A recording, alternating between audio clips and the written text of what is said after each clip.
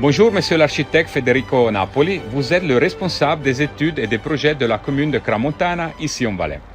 Plus précisément, il s'agit d'un bien religieux et culturel, la chapelle de Champsabé. Merci beaucoup pour votre hospitalité. Merci à vous, ingénieur Zanda. Effectivement, là, on se trouve à Corin, un village de Cramontana, et on est en face de la chapelle Champsabé. Cette chapelle, elle est du 1650 et elle présentait des problèmes d'humidité et dû à des remontées capillaires depuis le terrain. Et on avait envisagé des travaux invasifs.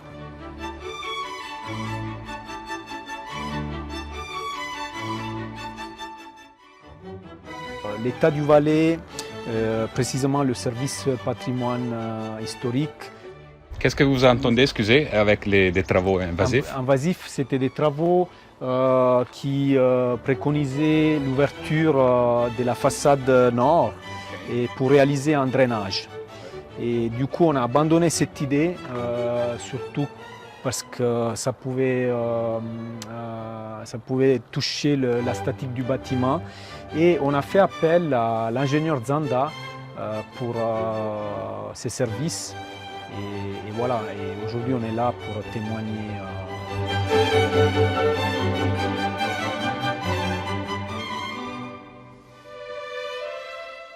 Est-ce qu'on a des problèmes si on fait des travaux invasifs pour des biens comme ça? Alors, on doit faire des demandes auprès de l'État du Valais, du service patrimoine historique. Et en plus de ça, on doit faire vraiment très attention parce que c'est clair qu'on peut toucher à la statique du bâtiment et la plupart du temps, le service des patrimoines nous interdit de toucher à la structure.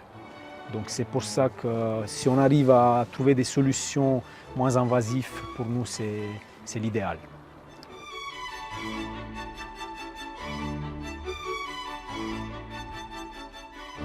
Quelle était la ruine, la nuisance contre laquelle il devait lutter?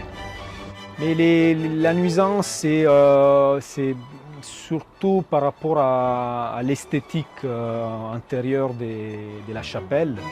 Donc on devait chaque 2 ou 3 ans intervenir et refaire la peinture intérieure du bâtiment. Et le deuxième aspect, le problème des moisissures, des odeurs à l'intérieur de la chapelle. Ouais. Mais disons, au niveau principal, c'était le problème esthétique parce que c'est une église, donc voilà. Tout à fait.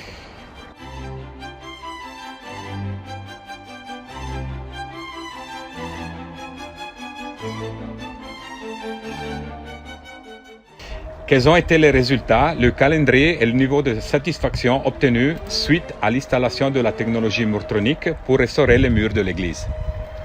Alors, suite au premier rendez-vous et à la mise en place avec l'ingénieur Zanda de l'appareil murtronique, on a, à distance de 8 mois, l'ingénieur a effectué une visite et il a relevé le taux d'humidité de tous les murs et il a constaté une baisse importante.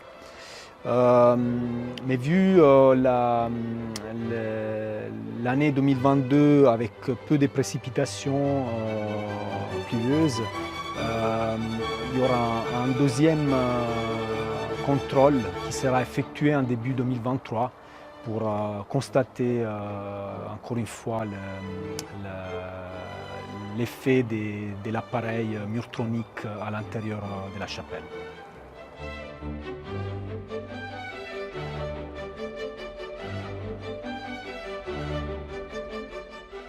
Recommanderiez-vous l'installation de la technologie murtronique à vos connaissances, à des collègues des autres bureaux techniques des communes ou bien à des gens, à des connaissances privées?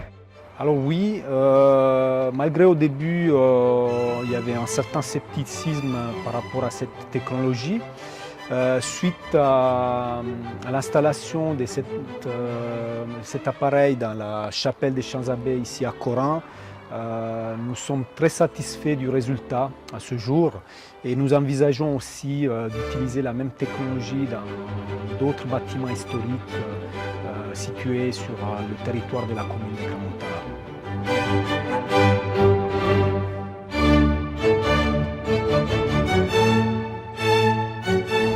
Merci beaucoup à l'architecte Federico Napoli pour sa disponibilité et son temps. Merci à vous, ingénieur Zanda. Nous sommes très satisfaits et nous espérons de pouvoir collaborer encore une fois dans le cadre de l'assainissement d'autres bâtiments situés sur la commune de Cramontana. Merci beaucoup et bonne journée. Voilà. Bonne journée à vous. Merci, au revoir.